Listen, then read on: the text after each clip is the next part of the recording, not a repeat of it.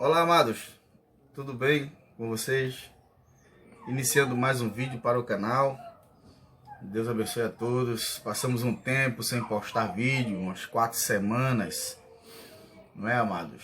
Mas estamos de volta, não é? Pensamos em não mais fazer, né? Desistir, não é? De fazer vídeo e postar no canal, mas resolvemos dar continuidade.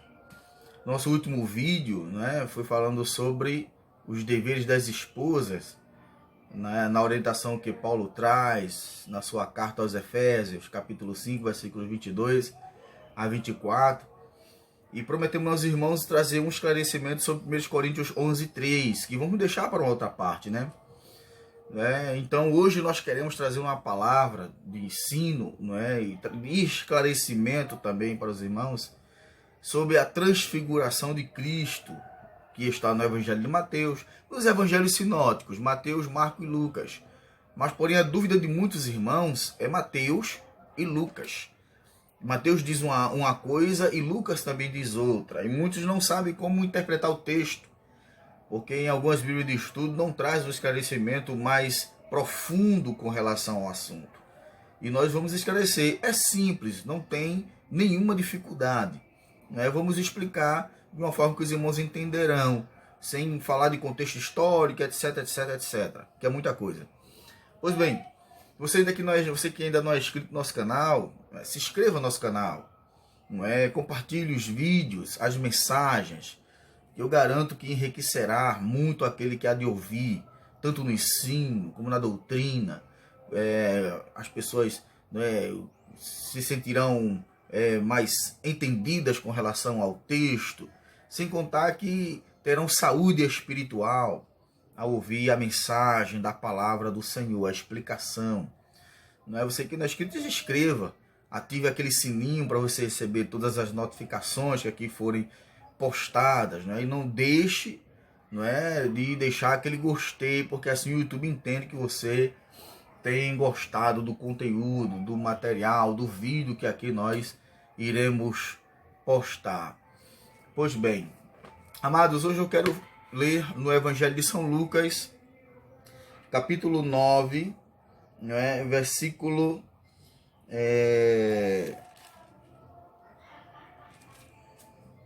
28 por diante, que diz assim: E aconteceu que quase 8 dias depois dessas palavras, tomou consigo Pedro, a Tiago e a João e subiu ao monte a orar.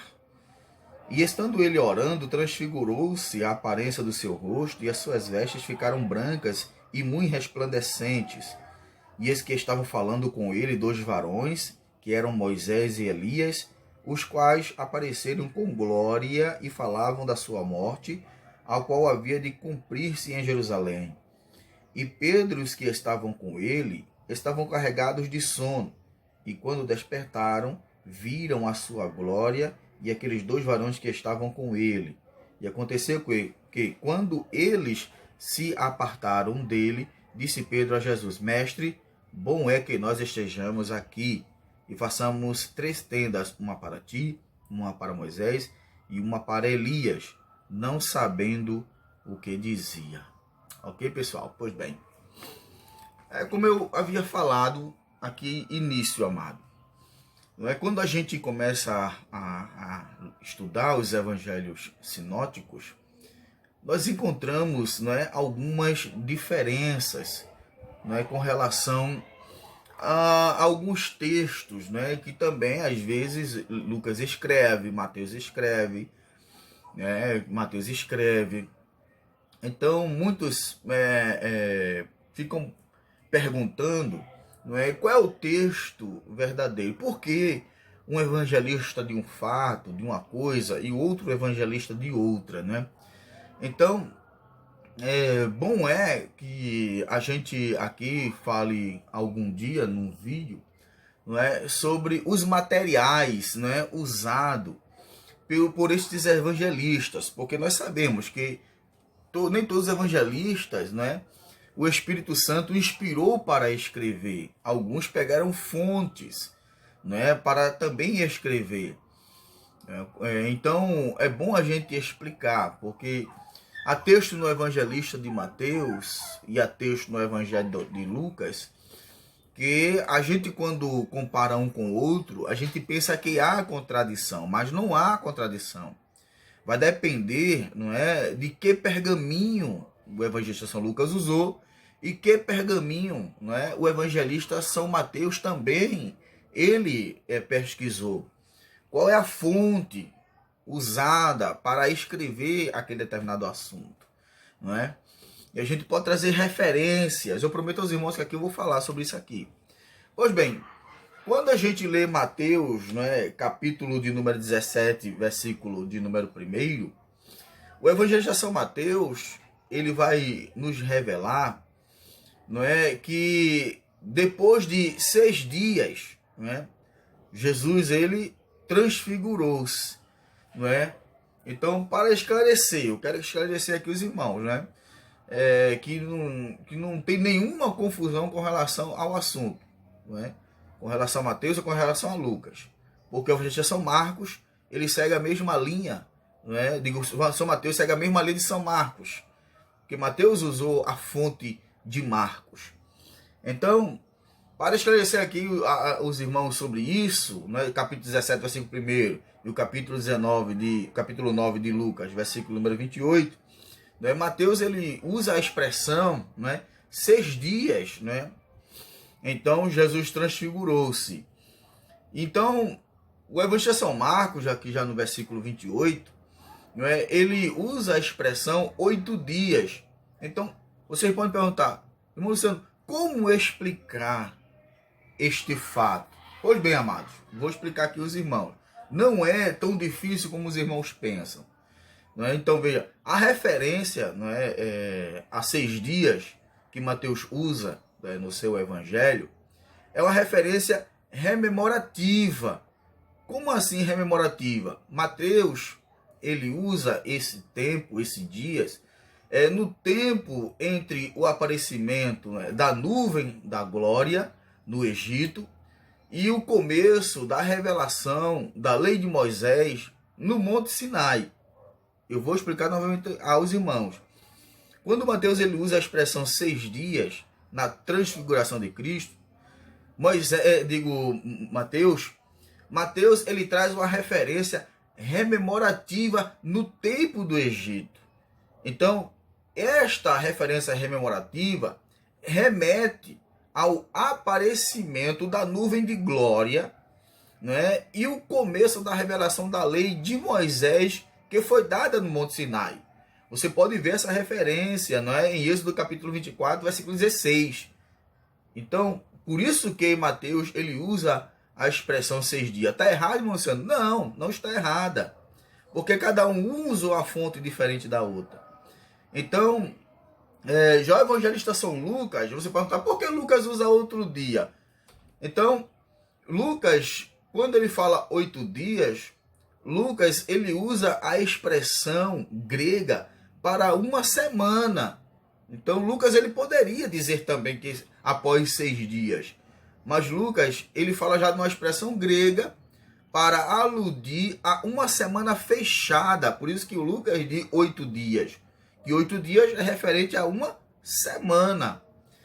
Então, Lucas, né, ele data este acontecimento cerca de 8 dias depois da confissão de Pedro e da primeira predição, né, de Jesus sobre o seu sofrimento. Então, amados, este fato da transfiguração de Cristo, ele ocorre à véspera da ida de Cristo a Jerusalém. Jesus, ele toma 3 de seus discípulos, os mais chegados, que são Pedro, Tiago e João, e sobe para o monte. Provavelmente, amados, este monte não é o Monte das Oliveiras. Provavelmente este monte seja o Monte Hermon.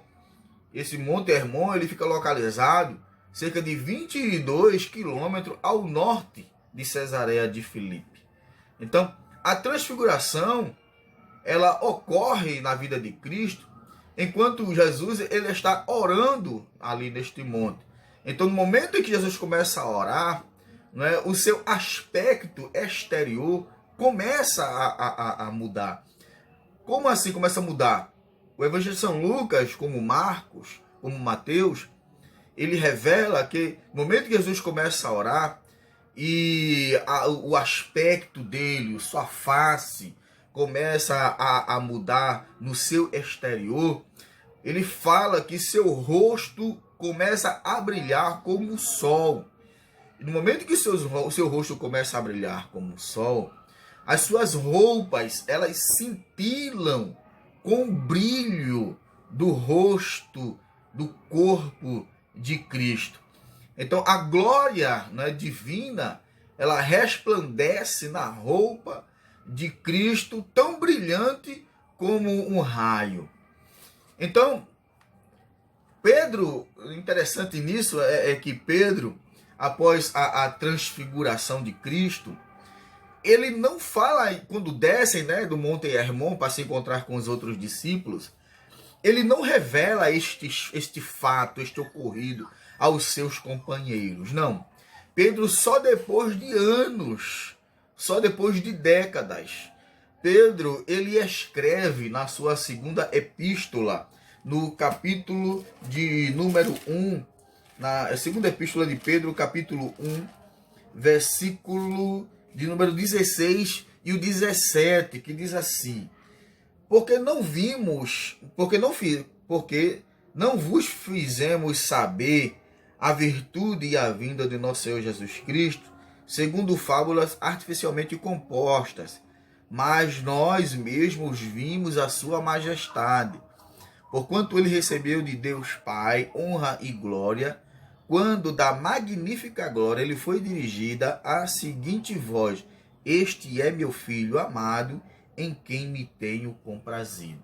Somente depois de décadas é que Pedro ele revela na sua epístola universal, na sua segunda epístola universal, o que ele viu, o que ele presenciou ali naquele momento no Monte Hermon, juntamente com Tiago e com João. E o evangelista São João também ele revela no seu evangelho, no capítulo 1, versículo 14, quando ele diz: vimos a sua glória, a glória como do unigênito do Pai. Capítulo 1, versículo 14, ok? Então, amado, essa transfiguração de Cristo, não é? Ela tem, né, um significado escatológico, não é verdade? Ela não foi somente uma transfiguração para mostrar aos discípulos a sua glória, o seu poder. Então, quando Jesus ele está se transfigurando ali, é um sinal de que o ministério terreno de Cristo terminava ali, de curas com a massa, com a população. Jesus ele estava já se dirigindo, se preparando para cumprir, não é, a ordem, não é, o seu ministério, para aquilo a qual Deus o havia enviado, que era morrer em morte de cruz, pela humanidade.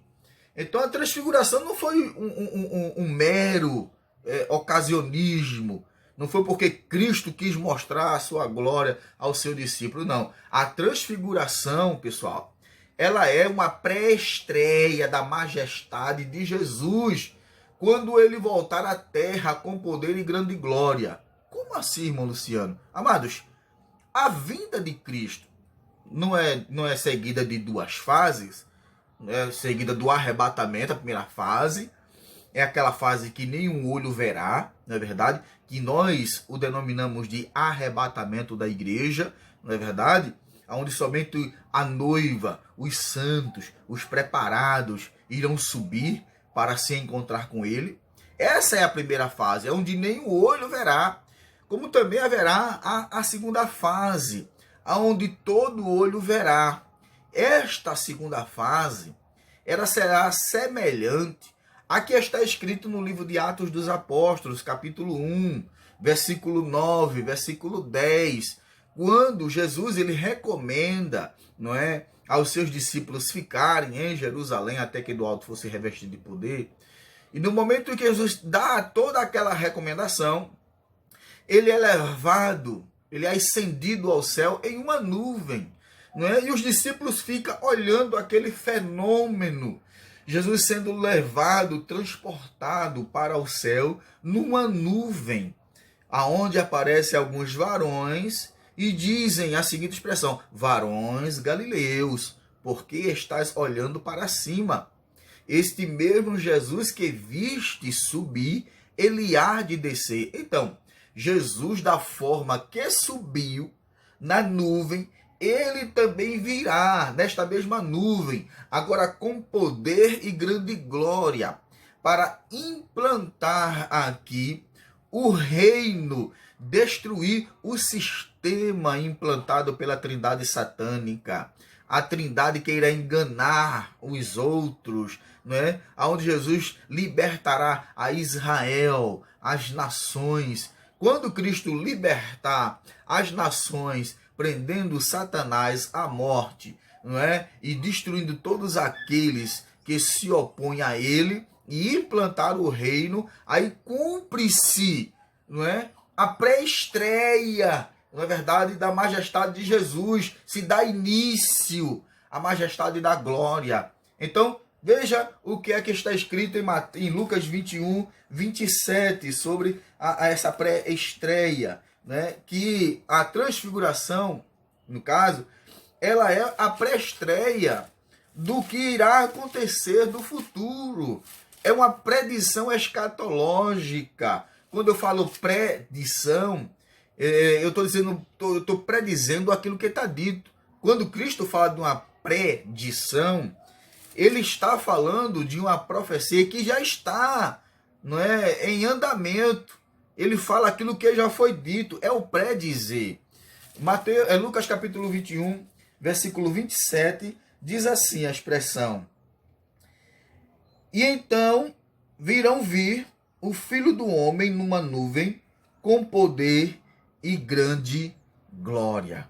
Então aqui esse texto não fala do arrebatamento de forma nenhuma. Esse texto aqui fala do momento em que Cristo virá, no final daquele período sombrio da grande tribulação, que Mateus escreve no capítulo 24, versículo 21. Porque haverá então tão grande aflição, como nunca houve desde o princípio do mundo até agora, e nem tampouco haverá jamais. Então é neste período, é neste final de período, que Cristo aparece, quando Israel clamar.